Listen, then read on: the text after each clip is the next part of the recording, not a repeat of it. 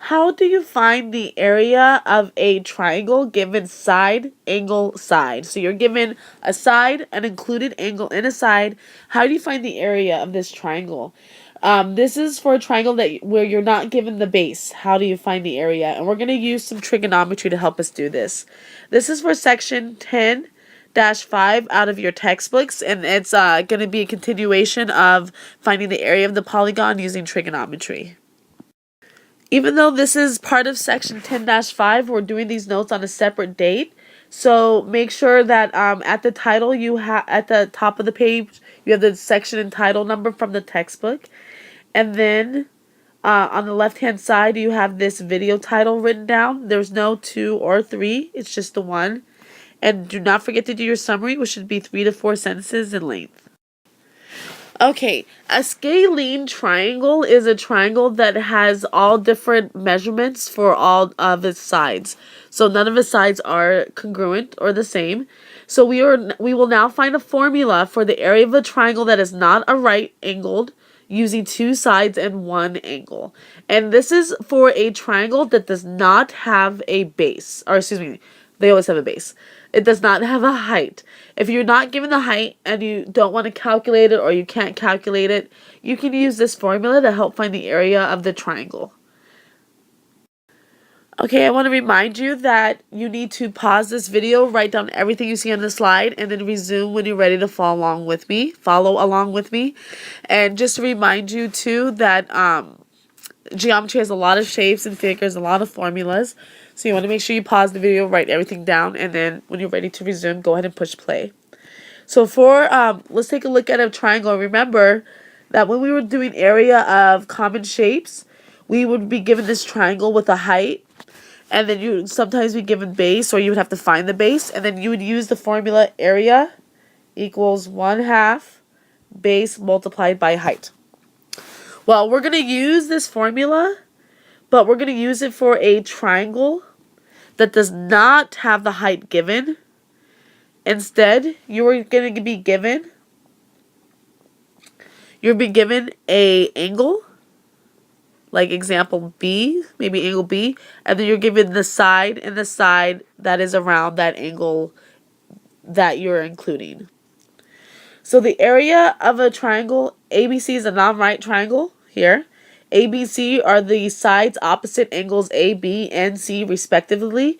So this is a conventional way of labeling a triangle. So now we're going to look at a triangle A, B, C, and little b is across from big B, little a is across from big A, and then C, large C, is little c is across from the large C. And this is just a general way to do it, but we're drawing a triangle like this because we're going to start labeling out all the formulas that we could use to find the area of this triangle given any one of these angles, either A, B, or C. Okay, I'll assume that you copied everything down, so I'm just going to start talking and explaining all the information on this slide. The area of a triangle is what we're looking for. And we're not going to use area because base times height, but we will use it to help us get this final formula at the very bottom. So we're looking at this example of a triangle. And remember, this is a general way to label it, A, B, C, and then the lowercase letters across from the uppercase letters or the angles for the sides. So this side corresponds to this one, this one, this one, and this side to this angle. So we're going to use angle A, and we are going to look for the base and, we have this B and this A.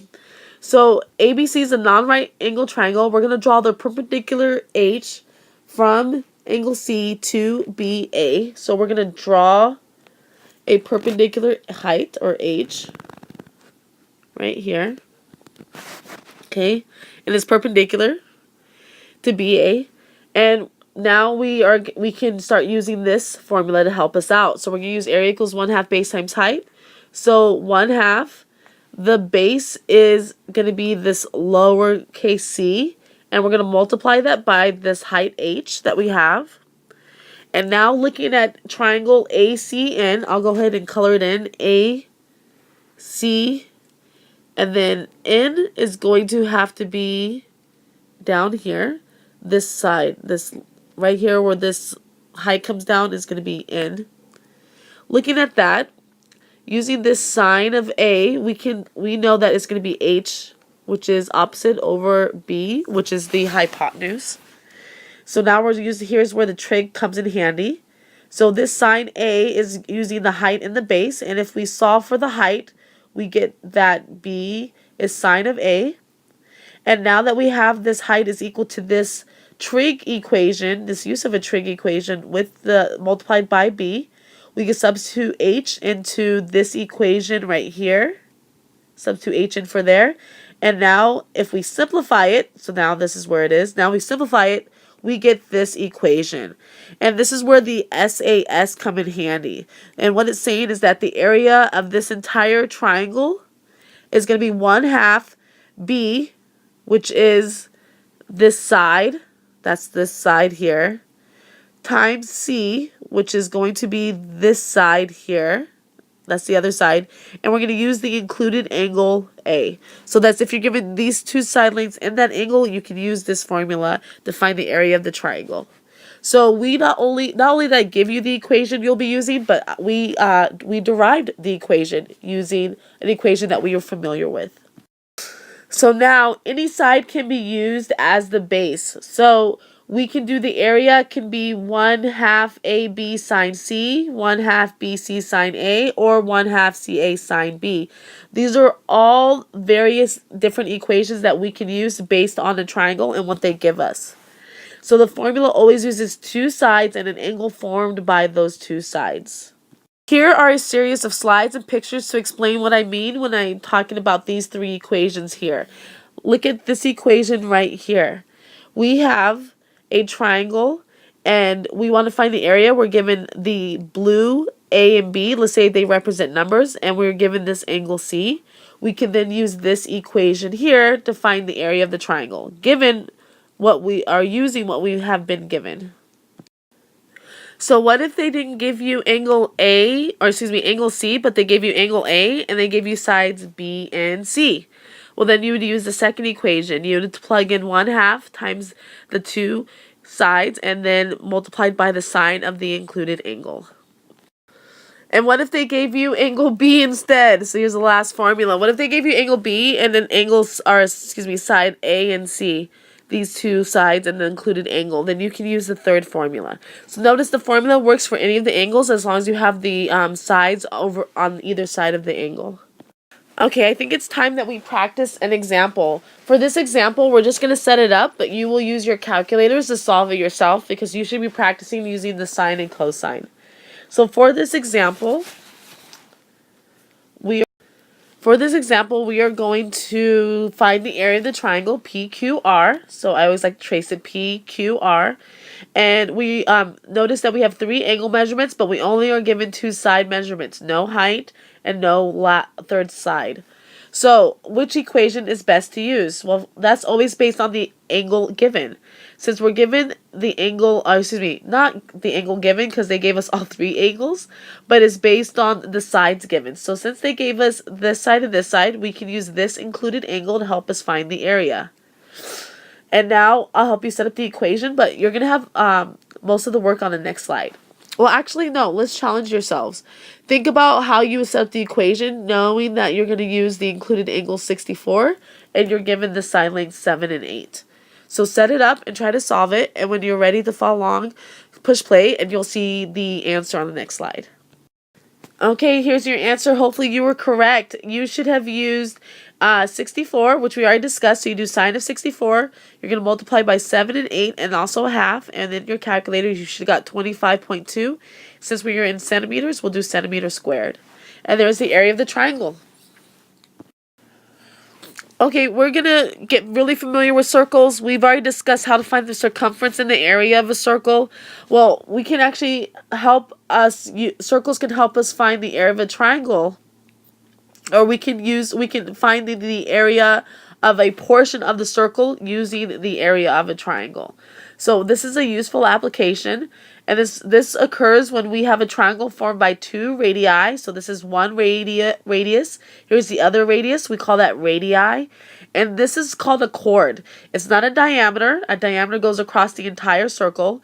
And it's not a radius because it's not going from the center to the edge of the circle. So we call this a chord of a circle. And we can find the area of this triangle by using our formula, 1/2 AB sine of C.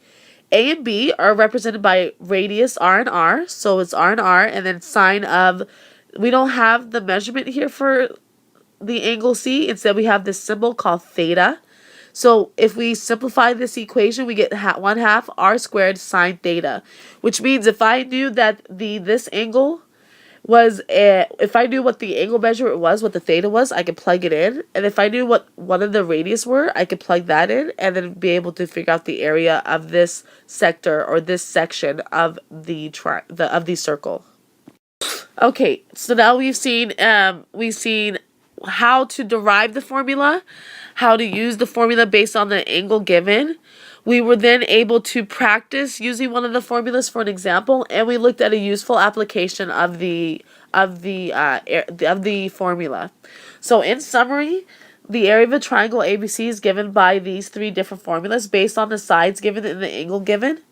And the area of a triangle formed by two radii, or the length r of a circle, and the chord joining them is given by this equation, where theta is the angle between the two radii.